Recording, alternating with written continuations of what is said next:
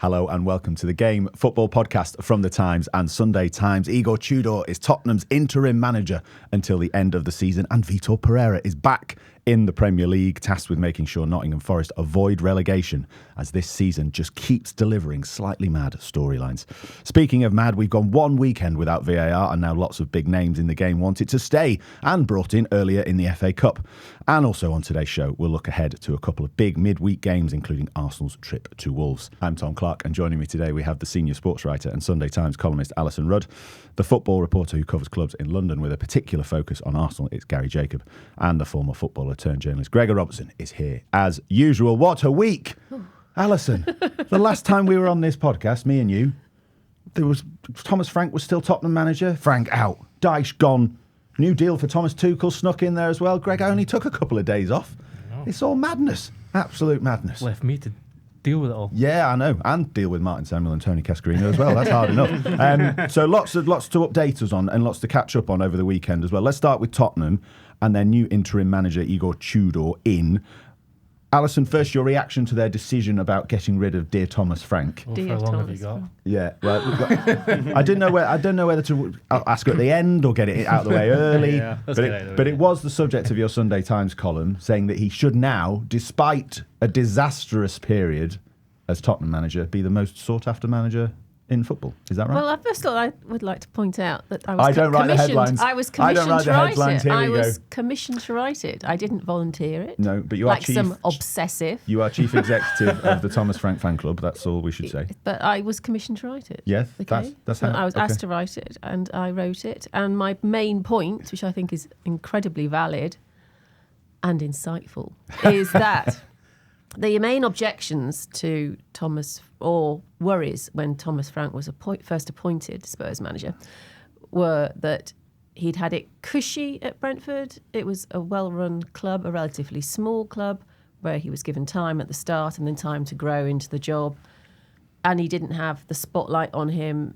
You could go on a run of defeats at Brentford and no one's going to start screaming at you.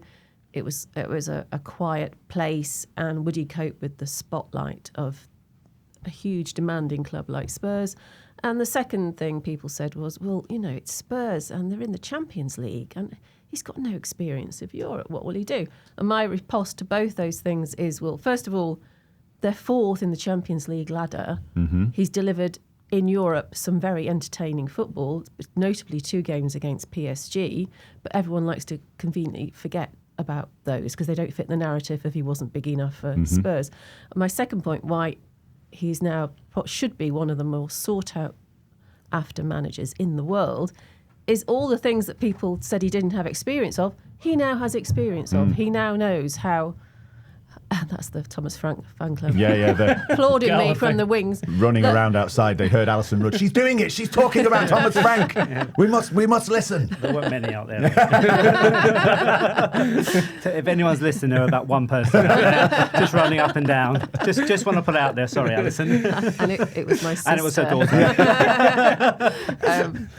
Is that he now knows what it's like to be at a big, demanding, some could say entitled club where you're given no time at all, where once a narrative develops, everything, it sucks the life out of you as a manager and defines everything you do. Whereas if you still go through his career, none of the things that people accused him of are actually true. He isn't one-dimensional and he isn't overly pragmatic. When he started out in Denmark, he was famous for tiki-taka football, for example. And some people joked about how progressive he was and how there was no long ball football when there should be. So it's like people just seize on a narrative. Anyway, I think he will have learned so much from really quite an appalling experience in North London that it will make him a more rounded, interesting go-to coach from now on. Perfect. Time for him to get a new job. I'm surprised he didn't get the Nottingham Forest job. I mean, in terms of Igor Tudor coming in, Gary, with the Tottenham situation. He wants a retort on Thomas Frank. I was just going to say, I think, I probably have a slightly different view of Thomas Frank, but also I think his next job, a bit like Graham Potter, is important because, you know, Graham Potter went to Chelsea, then went to West Ham, and now he's in Sweden. It's kind of, so I think where Thomas Frank goes next and how he does is quite important to how he's then viewed going forward. Yeah, I think that despite everything Alyson said is true, like you'll have learned a lot from it. I don't know if that will do anything to alter the perception, which is more important. He reminds me a bit. But the of- perception was very It may not very be fair. Spurs led. It may not be fair, but it's still the perception. It was very Yeah. much about we don't want to watch this football, and they didn't buy into him from the beginning. So they were always looking for reasons to have a go. So, I mean, obviously, I joked about, I'm surprised he didn't get the Nottingham Forest job, but do you think he's capable of getting a job in the middle bracket in the Premier League? Because I assume your point about perception means you're saying he won't get another crack at a big job. No, it won't be a big job. It won't be. Look, he was interviewed for the Man United job. He was- and Chelsea. yeah. So, Yeah. like, that's gone. I think he might be in the conversation for. I'm looking at the league Palace table. job coming up this summer? Maybe something like Yeah. that. Yeah, but it would be like a middle bracket job, and I'm not even Iraola sure- leaves Bournemouth? I'm not even sure all of them would go for him either, because I think that sort of the association that Alyson alluded to there about his association with Brentford and just being like a really important part in a bigger kind of construct there is going to be an association that he has to shake off. Like, because you look at the way Keith Andrews has stepped into the role at Brentford and done brilliantly. That is a perception that's going to be hard to shift, and he's like, I think he'll get the chance to do it, but there'll only be one chance. The one thing you'll say is that at Brentford he had the system above and it was quite stable. The people above Tottenham last summer was very unstable. So wherever he goes next, perhaps he wants to pick somewhere where it's a bit of stability. Everyone up top. wants that, though. I mean, Graham Potter wanted that, and then he turned down jobs, and then they stopped coming, and then West Ham came. Will he completely lost his mind by taking West Ham because it was a wrong job for him at that point for his career? It was a wrong job, and I think for Thomas Frank, he needs to have somewhere where he has that sort of, he has the sporting director who's been there, he has the models behind him, and then he just goes in that system where it's already there and he can do what he wants, but it's a bit of stability. I mean, Tough to find in football these days, though. If you look at Tottenham this last summer, there was unprecedented change. Two people, obviously, Lee moved off the board, Don McCullum moved off. And then issues with the sporting directors. He's gone into quite a messy environment, and I don't think there's ever been a messy environment like that in 20 years at Spurs. In terms of that messy environment, then bringing in the appointment of Igor Tudor as an interim coach to the end of the season, what do we make of that going forward? Because a lot of people are saying, Gary, like, well, fine, we want to sack Thomas Frank, the atmosphere is toxic, etc. But is this really the plan when we're struggling down the bottom of the table and we've got Champions League? My understanding, there was not a plan B. There was no plan? There was no plan B. Yeah. Right. And this was Joe Lewis's and the Lewis family's decision, not Vinay's and Lang's decision. Vinay was brought into the club as commercial. Lang was brought in as a secondary sporting director. Below Fabio.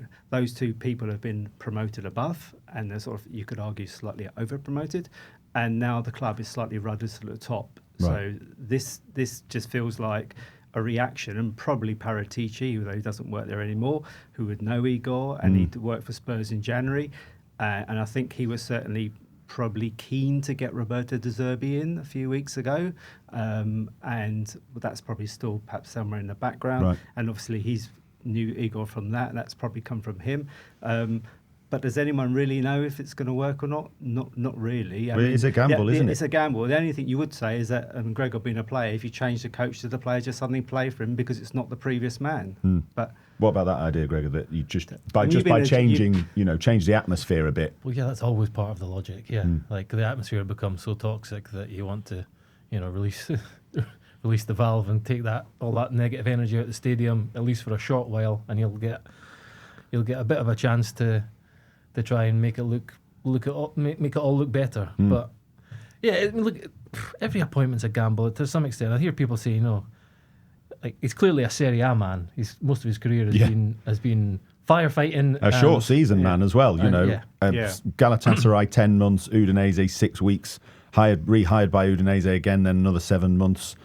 Assistant manager Juventus, Verona 1 season at Marseille, 3 months at Lazio, 7 months at Juventus. He's the perfect interim manager. He never lasts longer than a year. It's ideal. Well, yeah, the Juventus and Lazio in particular, he was appointed in March in both of those clubs, and the remit was really to make sure they qualified for Europe. And I think he won. He lost 1 of 11 at Juve, and got five wins and 1 defeat from 9 at Lazio. Did that. Udinese twice, a bit of a kind of David Moyes at West Ham vibe. He got the job to steer them to safety and then they didn't appoint him, and then they brought him back again the next year to steer him to safety again. So he has got this sort of in his background, and that's part of the logic. But then obviously, Serie A is very different to the Premier League. There's a different rhythm, different sort of energy, and physicality, as I keep banging on about. But who are the people?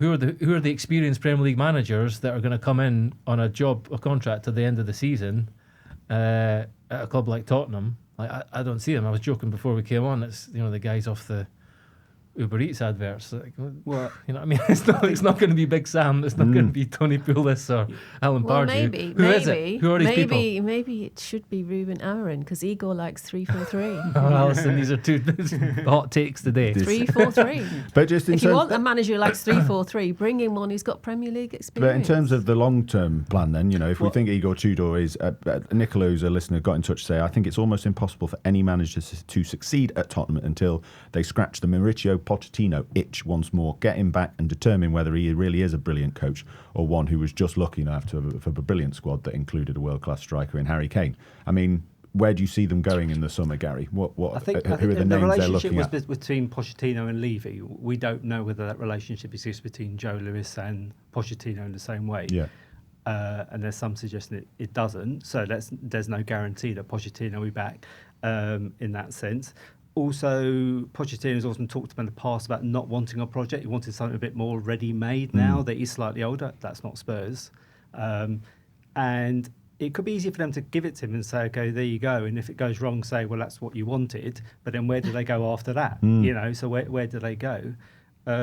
You mentioned De Zerbi there. Roberto would be keen, but probably someone like that, if he's going to take it now, if he were to take it now, he would have wanted it longer, but much to the end of the season. But they looked at Roberto before under the previous ownership, and he kind of burnt his bridges when he had a touchline spat when he was at Brighton against Stellini.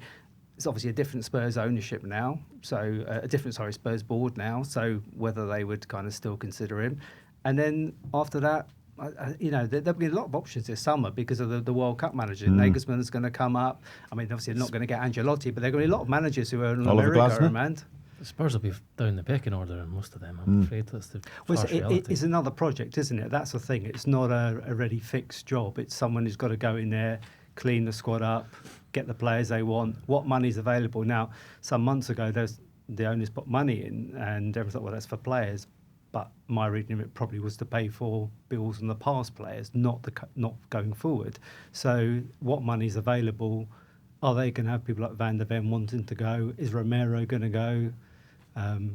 Up front, Richarlison and Solanke, and the injuries in the squad, full stops. They've not really improved those over 2 years. On the Pochettino thing, I think there's probably a middle ground there. I think, maybe, rightly or wrongly, there is an itch to be scratched there, because it does seem that as though a lot of Spurs fans just want that sort of, the good vibes and good energy back. That would be a crowd pleaser, as Martin Samuel has written about quite frequently. So there's that. But I also think football's changed since Mauricio Pochettino was last a success in the Premier League. And I think actually, although it kind of, in time he started to make progress at Chelsea, it wasn't a success. And I think his stock's fallen. I think, when you think about when he arrived with Southampton, the big thing about Southampton was like the remarkable energy and running power and intensity and all this. That's football now. That's football across the board. Yeah. He's lost that. That was his kind of calling card. He was a Bielzista, or whatever you want to call him. Yeah. So I don't know whether he is going to be as successful a head coach for Spurs or anyone else in the future, but there is still an itch to be scratched there. Does he have the hunger? Yeah. Does he still have the hunger? Because it's a big job, isn't it? It's a big job. He had the hunger in 2014, where he used to go, does he have the hunger? And what happens if the World Cup's a disaster for him in the USA? What happens if they lose 3 games? If people still want him?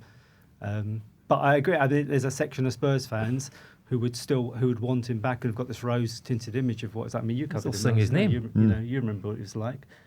You covered him. Well, yeah, he's very. It used to be just in international football, you'd get yo-yo appointments where whoever you appointed had to be the absolute polar opposite of who you had before. But now it's in every club. Yeah.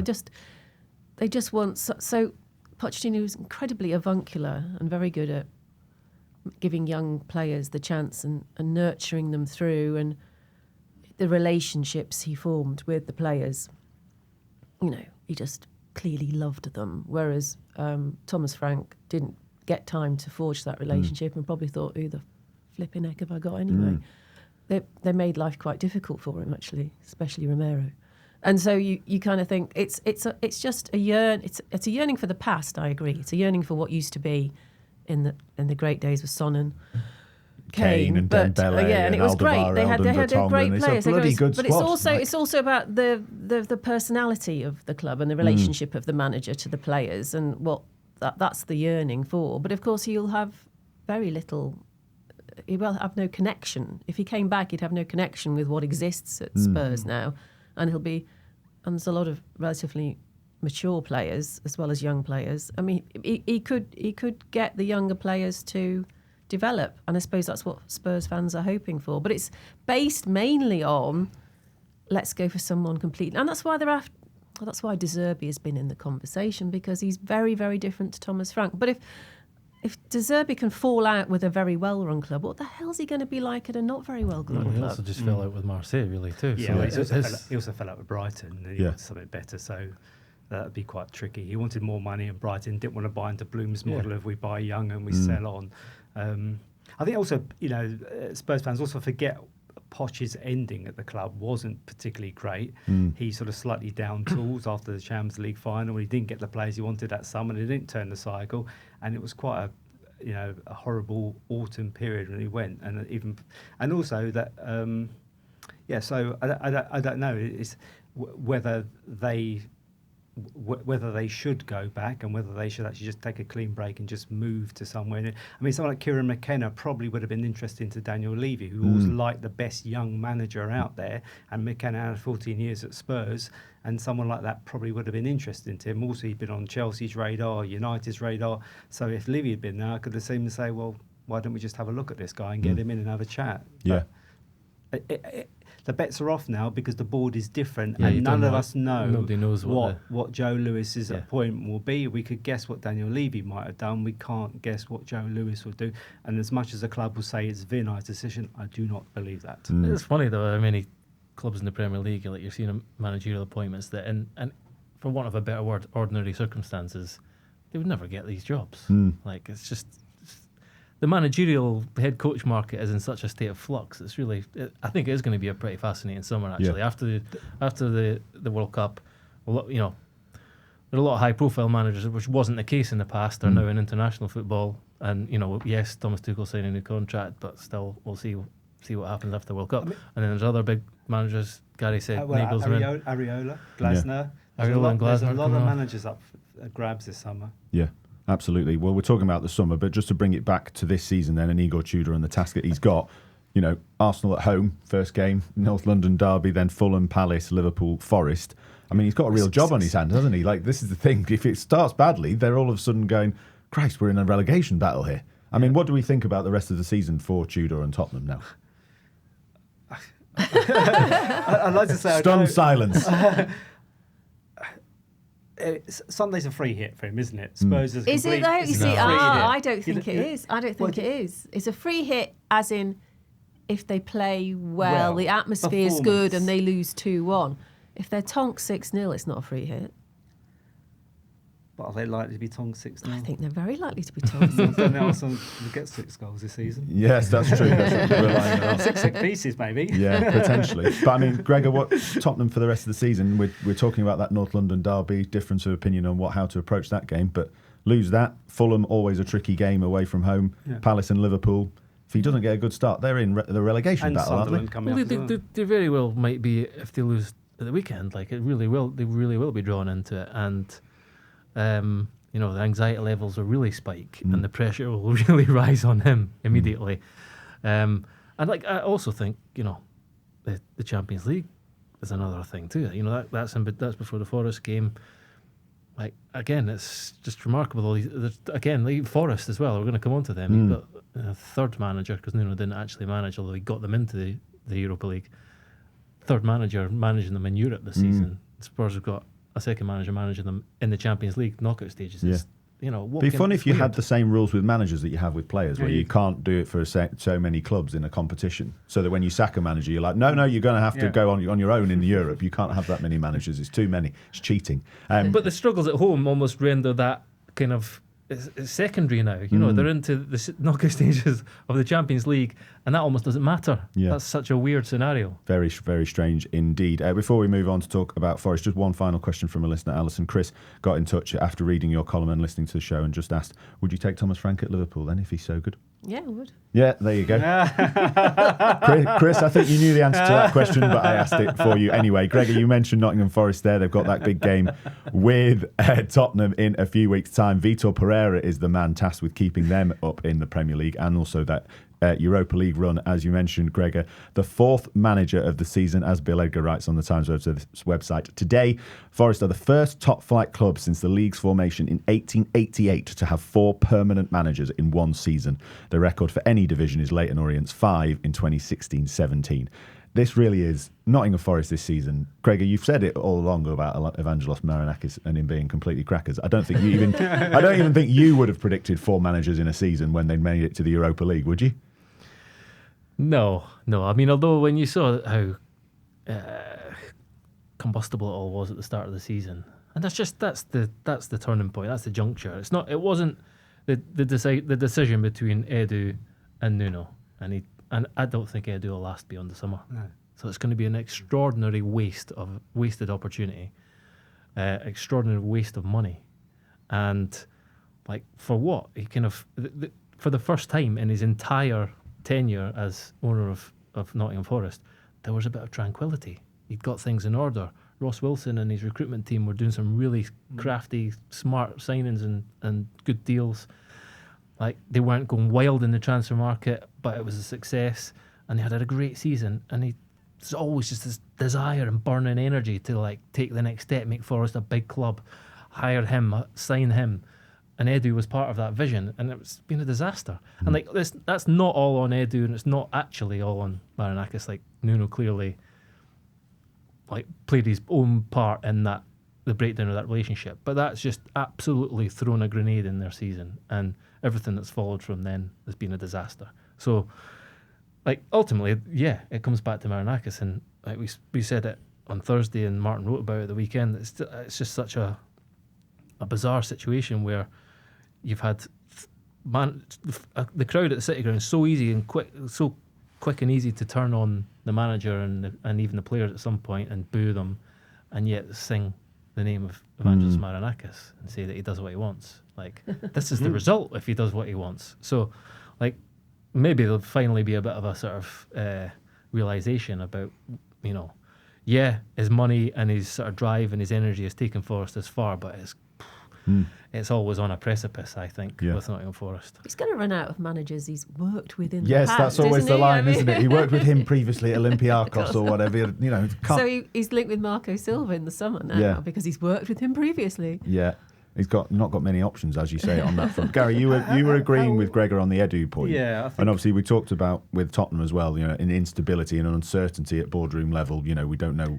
This is becoming even more common, isn't it? And this is part of the reason we're seeing so many managerial changes as well. Well, I think the assumption we thought with Edu was that he was going to do all of the clubs, not just Forest, and he seems to have kind of signed players. Obviously, the Douglas Luiz was the kind of clincher which annoyed Nuno, but he just seems to kind of done the buys for there, and you thought he would have had a bigger role and perhaps not got so involved in Forest, and that might have not caused the friction. But obviously his buys haven't worked out really, have they, generally?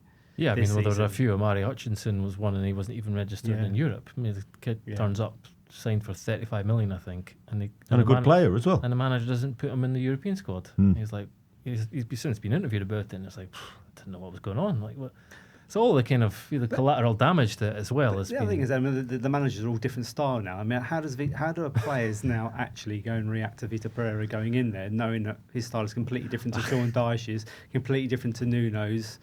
It's a total moot point. I mean, we thought that, they'd just gone from Nuno to Ange. Well, that was a bit of a step change.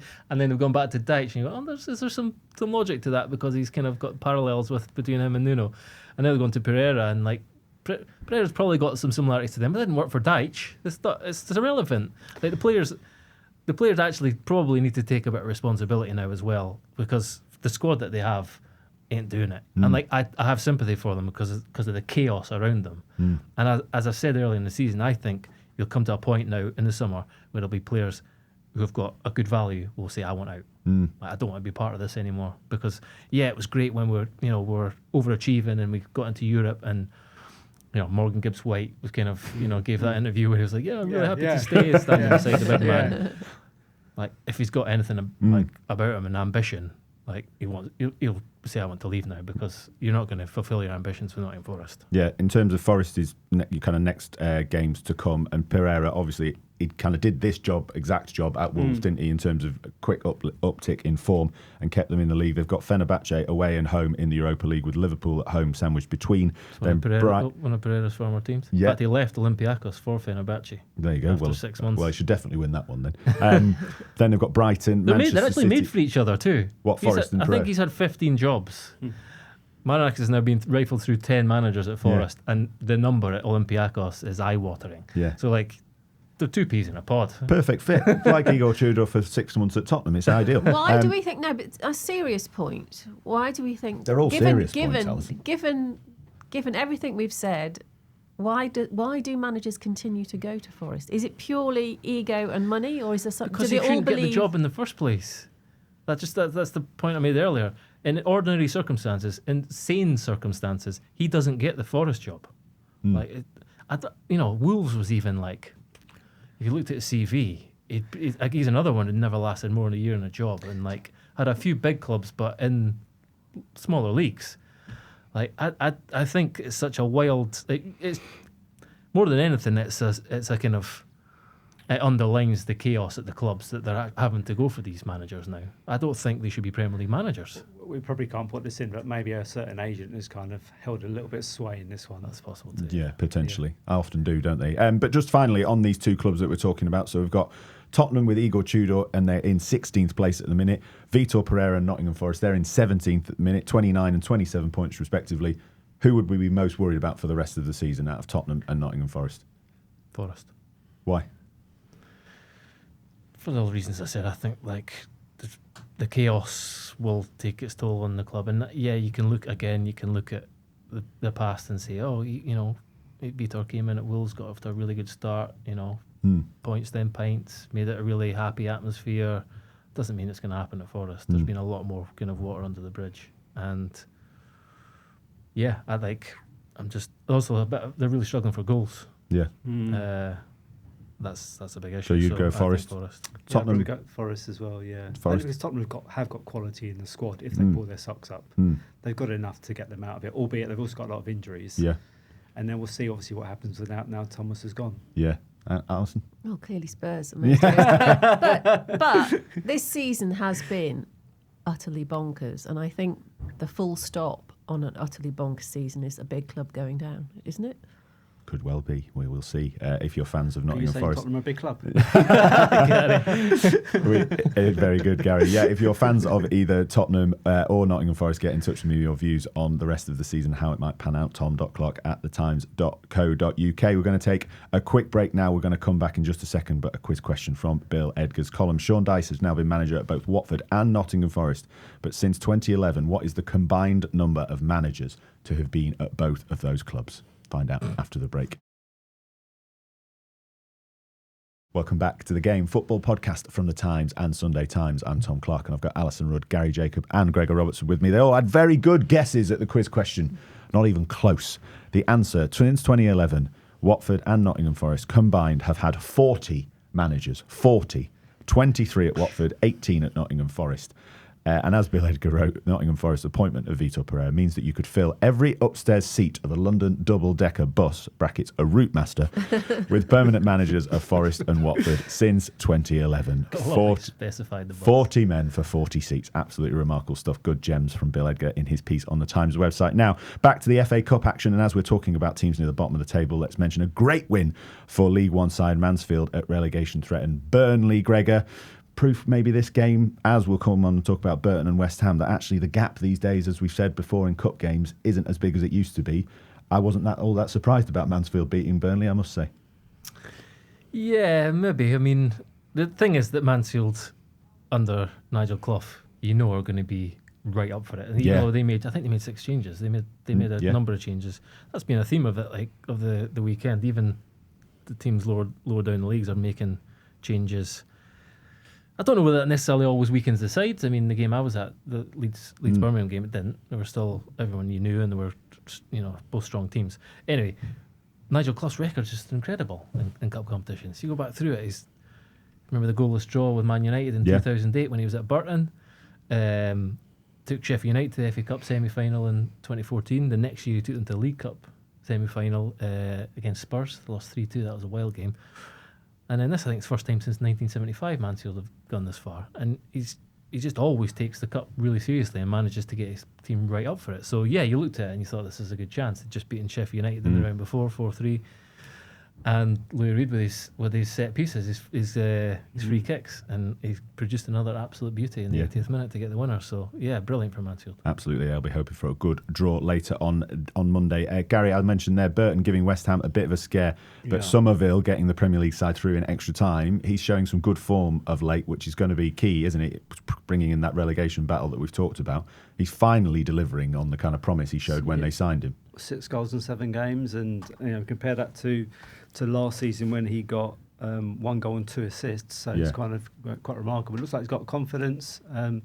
He was, I think, for last season he was cutting in off the left, and the ball was going over the bar. This time it's going in. He got a fortunate goal a few weeks ago against Tottenham with a deflection, but the goal on the weekend was very good. And he's shown the form that he showed in the Leeds, where he got I think it was 19 goals and was their Player of the Year. And obviously they signed him thinking he was going to be someone like Jarrod Bowen again, and maybe could make the step up.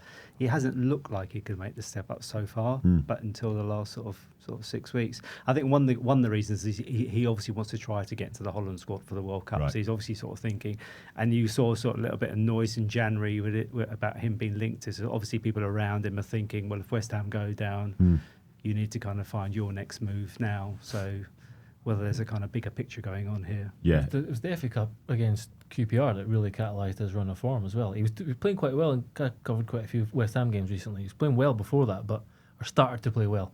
But I think he scored in that game against QPR when they went through it after extra time. And he just kept scoring. So, actually, that ended West Ham's miserable run too. I think they were without a win in 10 games.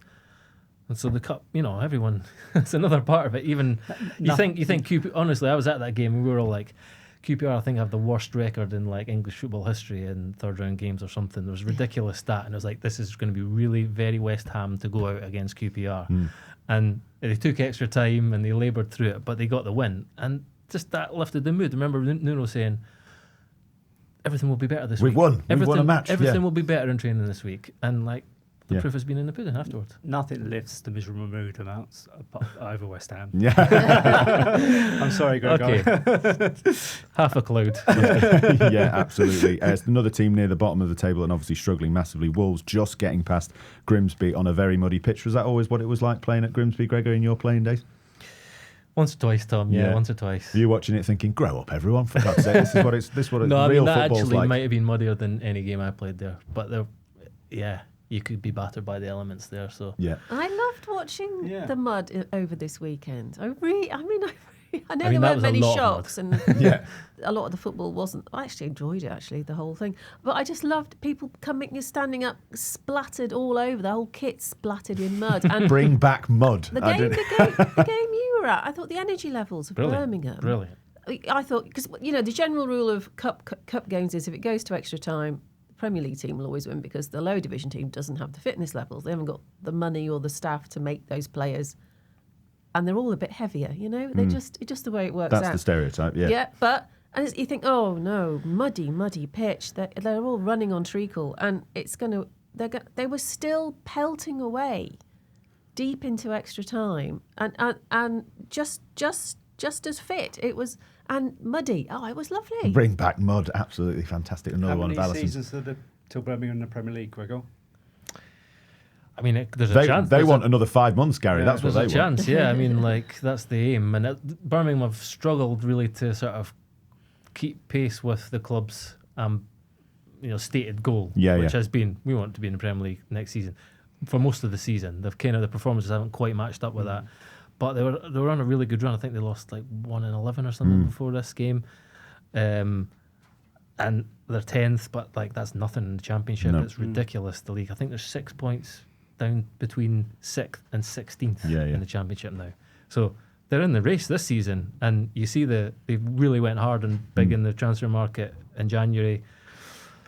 They've got a chance they could be there next season, and we discussed it earlier. Like when they get there, they're already on a par with mid-table Premier League teams in terms of revenue. We strip out the TV money, so and then they've got the new stadium, which everyone has seen. It's in the pipeline. One thing that slightly, more than disrupted them, but their chairman Tom Wagner suffered a stroke recently. Get well soon to him. I met him and interviewed him last year. He's a force of nature. And that kind of has knocked the wind out their sails a little bit, but I understand he's recovering well. He's just been his energy, his drive, his mastery of everything to do with English football in such a short space of time, and his ambition has taken Birmingham this far. And they'll get to the Premier League soon. It could be next season, but if it's not, then I wouldn't bet against it being the season after that. At some point, though, they have to decide they're going to practice penalties. Do you not think? They keep losing penalty shootouts. Yeah, potentially, yeah. Absolutely. That's the one short step, I would say. But we'll be discussing the Championship promotion race in a little bit more detail on the EFL show with me and Gregor later this week. But just quickly on Leeds, Gregor, so confident are they of Premier League survival that Daniel Farke wants a cup run as well. I mean, it is looking good for Leeds, isn't it? Like, I don't want there'll be Leeds fans listening to this going, shut up, Tom, stop it, we don't want to talk about it. But with everything we've talked about with Forest, and as much as West Ham have improved slightly, they're still struggling. Even Tottenham, as we've said, it's looking good for Leeds this season. Yeah, very much so. I mean, they've got a 6-point cushion, I think. They don't look like they're going to get drawn in it. 6 points. They're on 30 in 15th, and just Brighton ahead of them on one point ahead. They made some changes. Both teams made 6 changes in this, but Leeds made changes. And Daniel Farke said afterwards that if it took away some of their physicality, and they were bullied basically in the first half. And Birmingham were brilliant. Like as Alyson said, they were brilliant throughout. You even at the end, you thought, I'm not sure how Leeds got through this game, but they did get through. And Farke was saying, you also need to say when there was a block to be made or a challenge we were always there. We found a way to win, and they did.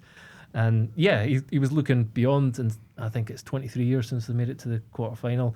He was also joking that, the one thing, he was asked, can you dream? And it was well, the one thing I dream of is a home draw. I think they've had since the turn of the century, 79% of their ties have been away. It's by far the most in English football. So he's I want a packed Ellen Road.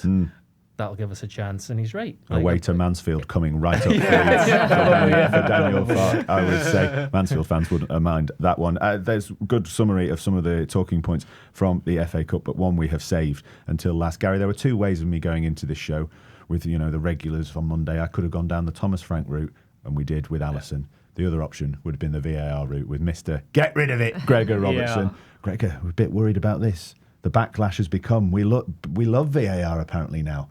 A few bad decisions, offside goals being allowed, a few players lucky not to see red. Lots of managers having their say this weekend. Eddie Howe saying, I'm so torn because after the game, because the game is better without VAR in terms of excitement and the spectacle for supporters and us when we're living a moment live, but it does get accurate results. Arne Slot saying, in general, I enjoy watching football without VAR because if you score, then it's a goal, but it does help. Pep Guardiola saying, sometimes before I thought it was better, and sometimes I think VAR helps us to have more of a fair game. To be honest, I don't know. Thanks, Pep, for coming on that one. Are you worried? At least there's some nuance there. Are you worried? There have been a lot of other takes that have been so one-dimensional, just kind of, look, proof, we need VAR. We'd an offside, or, that VAR would have corrected that. Have we got collective amnesia here? Do not remember that we're still having this debate on a weekly basis with VAR, and that do we remember okay, they got an offside wrong? Do we remember Joe Willock's forehead at Newcastle against Spurs last week? No one liked that either. You're still not getting offsides that we feel are right with VAR. So there has to be some nuance. Yes, of course. The handball was the one howler, absolute howler. There's no defending that. And there is in the context of this conversation, is that VAR calls that howler. by its existence. Tell us more, Alyson. I think you're referring to your tweet, which went a little bit viral at the weekend when you said, this FA Cup tie is not proof we need VAR, but evidence of how VAR has messed with officials' heads. I assume that's what you're talking about. If VAR had never existed, that mistake would never have happened, because Premier League referees are so now contained in this vacuum of whatever they do will be highlighted, exacerbated, spotlight on because of replays and having to go sometimes to the microphone and telling the crowd on review that they don't see what, you know. Northern, are they? Such disdain. Yeah, why are they all northern? On review. They are though. That's Yeah, it. that's true. They are, yeah. More referees. 79%. It's a bit like the Willing to take Leeds. responsibility. That's what it is. But I genuinely think it messes with their ability to be authoritative and trust in their own eyes. It used to be you just had to give what you saw and hope that people were grown up about the fact that the odd nuance mistake would happen, and that could happen to anybody because you can't see every element of a pitch. But if you've constantly got a computer and replays over your shoulder, it's like having a little deity above your head telling you, you know, you have no free will. It's really hard, I think, to act like a normal human being trained in a job when you've got the replay option always there, either as a comfort blanket or to contest your decision. It's a really hard thing to get your head around. And I just think in that moment the referee froze, because his day-to-day job in the Premier League is that it doesn't matter if he really saw what he thought he saw, because someone will be there to say in his ear, you got that wrong. And to step away from that, I think, just briefly, just for the cup rounds, is very, very difficult. It does not mean we need VAR. It means we should never have had it. And you said as well there were a couple of good responses to your post on social media, including one that talked about the referees. We should have referees who don't use VAR to referee the games without. That makes perfect sense to me because of what I've just explained. Yeah. So as in referees who work from the Football League, right? EFL referees who don't have VAR every week. You should see. You should see some. Are we really seriously thinking we're just going to get referees from who are not deemed the best in the country? You can watch us on YouTube, by the way, listeners, now VAR. at Time Sport. But Gregor Robertson's got a look on his face where he looks like he's about to walk out of the studio and be like, "I'm done with all this." He's going to join the Thomas Frank people outside. The fan club running around outside. This thing, right? Alyson might be right, and a lot of people have made this point, and it might be right. I don't think we can actually know for a fact whether that's right or wrong. It might just be in a brain freeze moment. It may be in a moment where he was looking at some movement in the box or whatever was going on and he didn't see it. Whatever. It was a howler. It happens. But the howlers still happen with VAR. As I said last week, VAR gives you another opportunity to make howlers. That's what happens. We see it on a weekly basis. And actually, when I panned out and you watch the highlights of all the games this weekend, I saw some really good decisions. I saw Cody Gakpo scored a goal that was offside marginally. It wasn't though. Behave, Alyson. I didn't mind. I really didn't mind. I move on. No drama over it. Oh, that's good. That's a plus. Josh Maja scored 2 for West Brom that were marginally offside. They were right. They called it offside. Linesmen, the assistants are good. That's the thing. And even Tammy Abrahams, he was a couple of yards. I could deal with that. There was no one marking him. The ball was dinked over. It might have been easier if he'd been hanging a yard back. He wouldn't have had to pause his run to chest it and get the... we just got to accept that there's no right or wrong answer. There's no easy way to correct everything all the time. And you'll always have mistakes. But with VAR, we're just giving ourselves an opportunity to make more of them. Yeah. Do you think they carry mistakes throughout the games? If they make a mistake, it's on their mind. And therefore, that's natural, it's human, yeah. But then in that case, if VAR corrects their mistake, then in their mind they're clear. So they're not carrying it through. They're not carrying it through. It's not baggage. Maybe, but then you can come on, Gary. We'll just go down another wormhole there. Then when they get sent over to the monitor and they're like, "Well, somebody's telling me I should be looking at this. Probably it means I've got to make the decision." There's whole sorts of dynamics in the minds going on here. But take Dini's tackle as well. Everyone's good. Oh, that's a VAR era. VAR generated anger moment because I think if we watch that in real time and the referee sees it, you think, it's on the borderline, but it could be a yellow.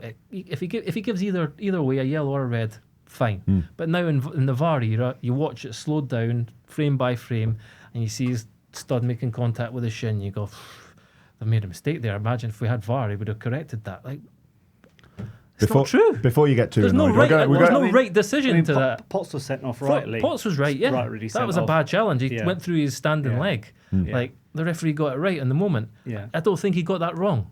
Yeah. It could have been a yellow. It wasn't a cruncher. He flicked his. Although when he pulled the socks wasn't down, there was a massive scar quite high up in his leg. Yeah, but it didn't. It wasn't his whole foot planted on his shin. It was just like he caught him, and it was bad. It was nasty. But it at full speed, a bit like Diego Dallo's from Man United. Yeah. In the Manchester derby. You look at it and you go, oh, but you don't go. That's a shocker, an instant red card. In the VAR era, you go, okay, we better look at that forensically, and okay, let's look how high his leg is. Look at that frozen image of his stud planted against his shin. Red card. Is the game better for that? Not for me. No, it won't be the last time we talk about VAR. And just before you get really upset, just a word from Josh, who's a listener, Gregor, who got in touch, who said, Tom, I'm emailing you at half-time. I'm a Newcastle fan watching the Villa game. You could argue, Dean, you might have seen red and their goal might have been ruled out if VAR were in play. But honestly, I couldn't care less. Even if a few decisions aren't going our way, it's just refreshing to watch some football without VAR. So there you go, mate. Thank you. And you also see, if you look in Spain, you look in Italy, like look around, this is happening everywhere. Barcelona did 8-minute check for an offside that was a joke. That was nothing in a game last week. Serie A, some of the stuff that managers are coming out with about this, saying most managers need to come together and have a voice together. They're outraged. Like, it's not just us. The Gregor Robertson bandwagon rumbles on to get rid of VAR. Will he manage to succeed? Borrow the Forest bus. Yeah. With all the managers on top. Yeah, absolutely. Let's finish with a chat about the Premier League leaders, Arsenal. They needed just 27 minutes to beat Wigan 4-0. Gary, you were there. You're the man who covers Arsenal for the Times, so it's great to have you with us. We're going to have a bit of a Q&A session, I think, on the league leaders and for the rest of their season. Let's start with this game in particular. Eberechi Eze was the subject of your report. Headline, the summer signing pulling the strings after 16 games of frustration.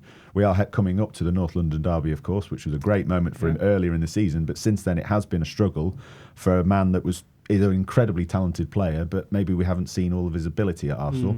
What do you make of his season at Arsenal so far and then his performance in this game? I think it's been mixed. I think you'd say there have been some really good moments and a lot of games have passed him by.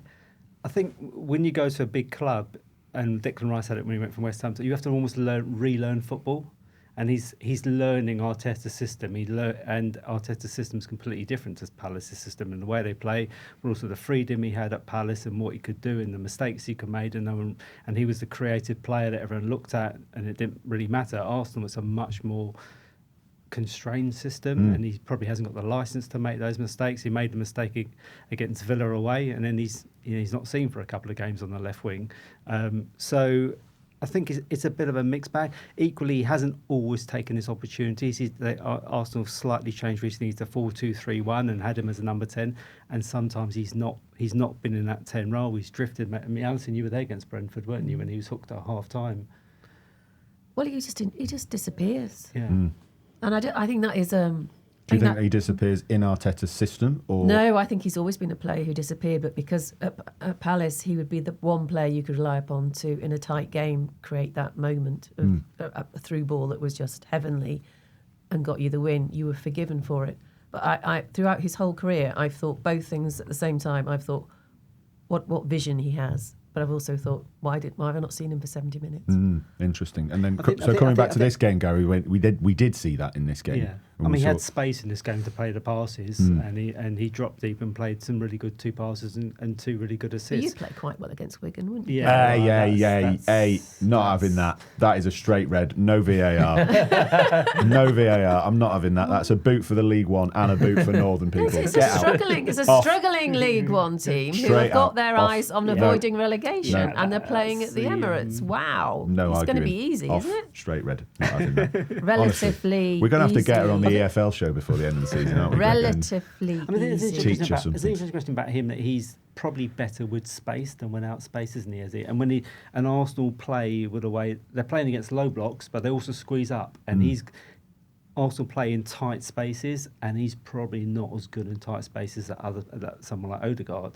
So then there's a question about that and where the best player position for him is and how you integrate him and what he needs to do more. And I don't think they've kind of really solved that this season. No.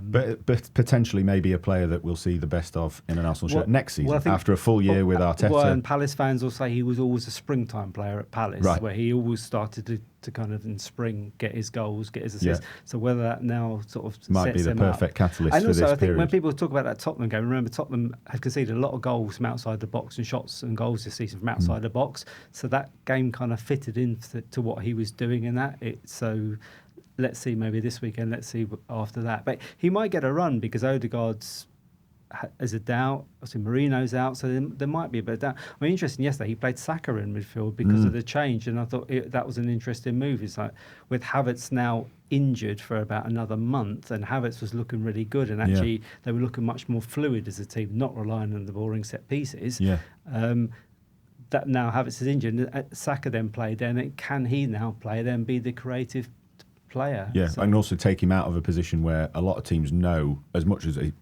incredible talent, they know what you're getting with Saka on that right wing. So try and change it up. Do you think that is a problem for Mikel Arteta as they head into this crunch period now of getting some more fluidity and more goals out of his attacking lineup? Is that what you touched on it there in this game? Is that what we're going to start seeing now? Because there was this brief period where Jesus is back, Gyökeres has started to score some goals, Havertz is back, and you go, they've got all three of them, three different options. Now without Havertz for a little while. I think Havertz's absence is quite key now, really. You know, he'll miss Spurs. I mean, he should be back for the Champions League games next month. I think they've got Brighton at the end of the month.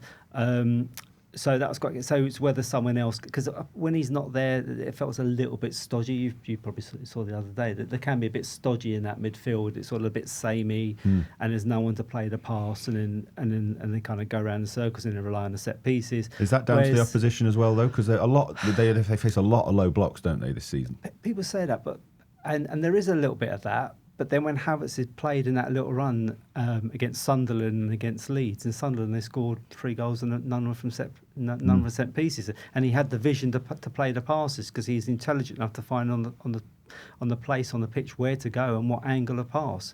And so I don't think they have anyone else as intelligent to do that. Odegaard's at times can do it, but probably doesn't do it enough. Declan is a different type of player. Zubamendi's a different type of player, so they don't really have it. Also, I mean, perhaps as well with Saka maybe dropping inside is that Noni's been playing better. Madueke's been playing. He's a player who can be inconsistent, isn't he, in Chelsea? But actually, his form in the last few weeks has been really good. Yeah. So that's allows Mikel to say, okay, well, Noni, you go right, and Saka, you can go inside, and we can do something a little bit different. You know, I was just going to say that I think Madueke, every time I watch Arsenal play, I think he's recently he's been one of the best players, and just something different, like real energy, directness, dynamism. Like, you know, he did it against Leeds. He was on fire against Leeds, and it just kept knocking it down the lane against Wigan. And as Alyson said, relatively, lesser opponent. But really, what an awful thing to say. But he outrageous. But he's just got that direct energy. You know that he gets the ball and he wants to go at them. Saka still he'll cut inside. He'll play. They'll try and get combinations. He's a one-man attacking sort of weapon, and that's the point of difference, I think, for Arsenal, which could be quite valuable in the weeks ahead. Yeah, we often don't really talk about games on Thursday nights because of the way we do this podcast. But Alyson, you were there at the Brentford draw, and that's when the kind of conversation starts. The lead is down to 4 points. It's still a lead, guys. You're still leading by 4 points with 12 games to go. In terms of that performance and what you think it maybe says about Arsenal, we're going into this period. They're going to face a low block against Wolves on Wednesday night. Then they've got North London derby with an Igor Tudor inspired Tottenham. Bringing in some of the things you saw against Brentford, would you have worries if you were an Arsenal fan? If I was an Arsenal fan, yes, I would. But that would be, my predisposition, wouldn't it, to be worried? But I genuinely, I'm a huge fan of what Brentford have done since they've been in the Premier League. I think their fairy tale story has been overlooked because they've just never been in danger. Actually, it remains a remarkable story how successful they've been. They've suddenly become a stalwart of the Premier League, and they'd never been in it before. It's incredible. They were astonishingly good. I mean, the first half was boring. Second half, amazing football. And as Brentford grew in confidence and created more and more chances and played with absolute freedom, which is what you want from a football match, isn't it? Arsenal, what was worrying from an Arsenal perspective was they didn't retort with that, we're going to win the title, we're very special. They allowed themselves to be intimidated. They just didn't grasp the challenge ahead of them. They found them quite almost like relieved to get a draw. You know, it was that's not the personality you want from a team challenging for the title at all. But I don't think many teams are going to be quite as free with their play as Brentford were. Yeah, I mean, for all the reasons you just gave there, like Brentford away is one of the hardest games in the Premier League now. Like, for all the reasons Alyson said, we'd from the start of the season we've known about Keith Andrews sort of seemed to turn the dial a bit on the sort of physicality and the power and all that kind of stuff. But now they've found a way, and he said it. He actually said it when I interviewed him earlier in the season. He said it from the start of the season. I want us to improve and sort of evolve with the ball as well. And now we're seeing that. So like they've got both weapons, and he's done an incredible job. Yeah, incredible job. Can I ask you, Alyson? You know, because Declan Arthur came out and said that we got to shut out the noise. Do you think they are hearing the noise from people sort of saying City are coming for you and your mentality, blah blah blah? And do you think can they be really sincere by saying we can shut up the noise? Well, this was another irony actually, because I find the Arsenal away fans don't exhibit any of that nervousness at all. So if you're playing in the vacuum of that game at the GTEX Community Stadium, if you're an Arsenal player, all you can hear is the support that you're going to win the league. It's at the Emirates you get that nerves, the gasps of and then slowly people lose. You know, there's an exhale, and you think, it's gone, we're going to lose the title, and you can palpably, viscerally feel it at that stadium when the fans start worrying. So that's the problem they have. They might not read the media or listen to radio phone-ins, but you can't escape playing your home games and knowing that if there's a setback, the fans start getting jittery. So that was the irony of this game, because I've found Arsenal away from home to be more compelling sometimes than, I know the record is great, in terms of the vibe of shutting out the noise. That noise isn't external, it's internal, because the fans are part of the club. Gary, then finally to you, how does Mikel Arteta manage that? Because in lots of ways, they're in an amazing position. They're 4 points clear in the league. They're still in all three cup competitions. They've got a final against Manchester City. They dominated the Champions League. This is an amazing season for Arsenal. I think they're going to do exactly what he's done throughout this season, just the same type of football, the same type of ways of managing the games. I mean, the style has now become a lot more functional, we'd probably say, calculated. You know, whether it's playing for corners, whether it's using corners, whether it's using set pieces. And I think it's just going to be the same grinding over to the end of the line. I think when they look back on this season, you won't see many games where you go, I really want to go and watch that game again. Last season there was maybe a 5-1 of a Man City. There aren't so many. There's maybe Spurs, maybe Bayern. There's moments, but there's not these. Aston Villa away was a very good game, which they lost. But dominant performance. Yeah, dominant performance where everyone. 3 months of the season with the really important games to come. So I'll take your point so far, but I think there's more. The real important stuff starts now. Yeah. So final question then: four trophies up for grabs. How many do Arsenal finish with at the end of the season? Gregor? 2. Alyson? Which 2? Doesn't matter. Just pick. 1. Gary? I think 2. 2. Yeah. I'm going to. Which 2 then? Tom? There you go. I think they might win the Champions League. Oof. And one of the domestic. One of the 3 others. Not the league, though. Not the league. Well, Who's going to win the league? No, I think.